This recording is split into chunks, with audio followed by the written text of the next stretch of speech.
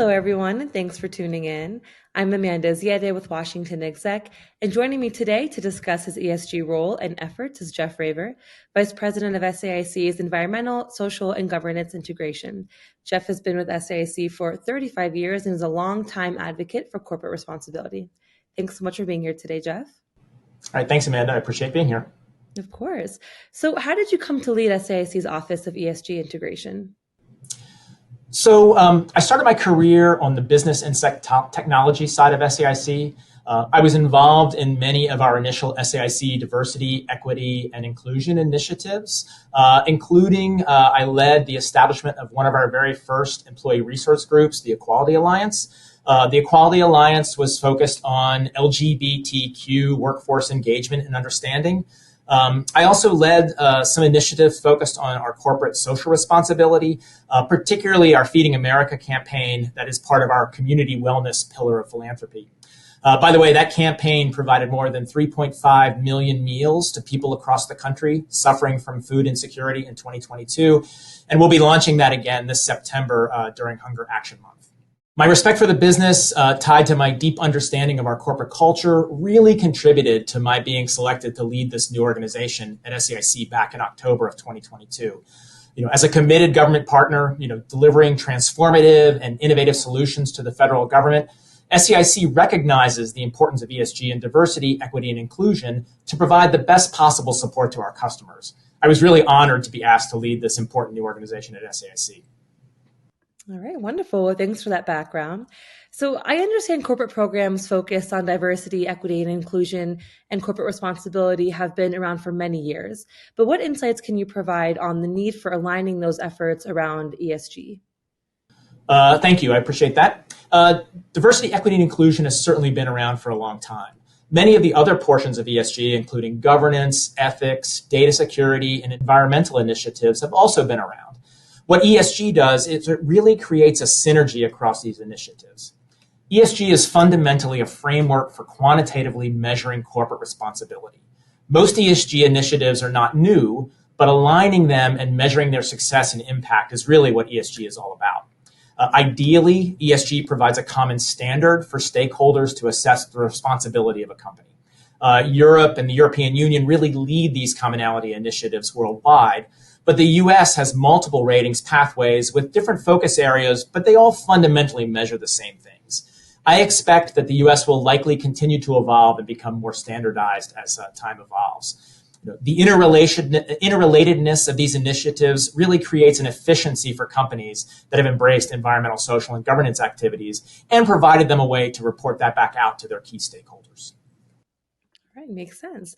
So organizations must make trade-offs to prioritize investments and initiatives. Can you speak to the return on investment for ESG engagements and opportunities? Thank you, Amanda. That's an excellent question. At the most basic level, without ethics and strong cybersecurity, a company could be enormously impacted. A single event could cost the company millions of dollars to mitigate. At the extreme, it could also result in our loss of ability to do business with the federal government. When you start to talk about the return on investment for the risk of not being able to do business, that ROI is almost immeasurable.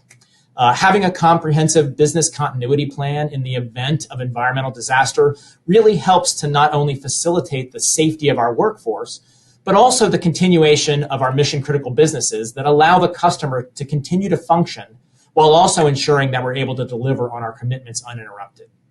When you think about developing an engaged workforce, that really helps to attract top talent. It increases our retention. SAIC hires thousands of new employees every year.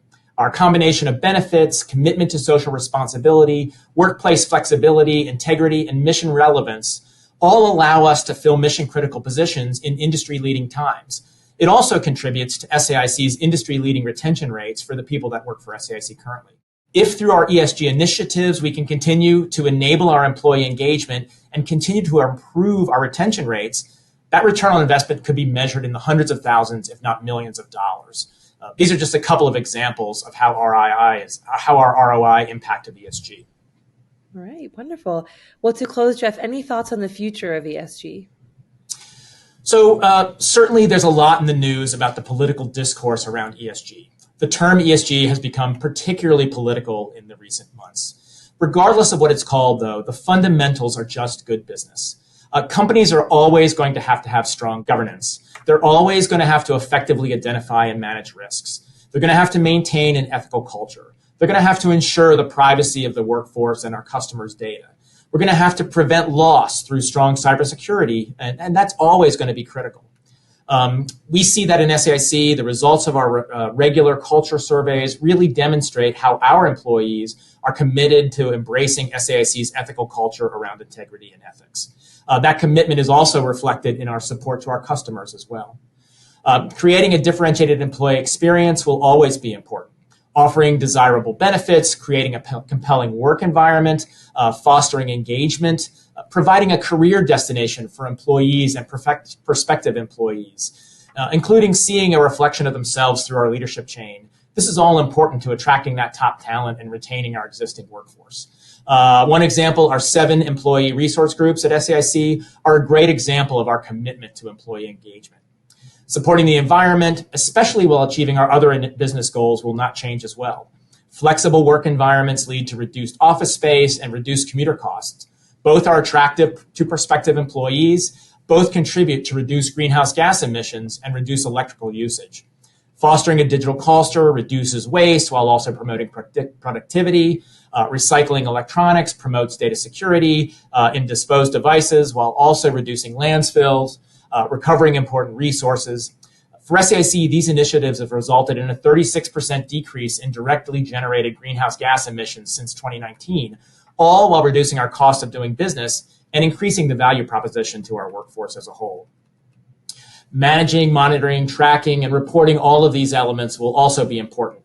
Doing it in an integrated fashion is just efficient and effective. ESG also focuses on the assessment and impact of the data, not just collecting and reporting it. How we use the data is as important as the data that we collect. Regardless of what it's called, if we call it environmental, social, and governance, or corporate responsibility, or corporate citizenship, the underlying principles of doing what is right for our customers, our employees, our environment, and our communities is really not going to change at all. All right, awesome. Well, Jeff, thanks so much for sharing a bit about your ESG role and efforts and the overall importance of ESG in this industry. Thanks so much for being here. Hey, thank you very much, Amanda. I appreciate the opportunity to speak today. Thanks also for the opportunity to reinforce the importance of environmental, social, and governance for federal contractors. It also gave me a great opportunity to highlight some of the amazing things we're doing at SAIC. So I really appreciate the time today, and thank you again. Of course. Thanks for sharing.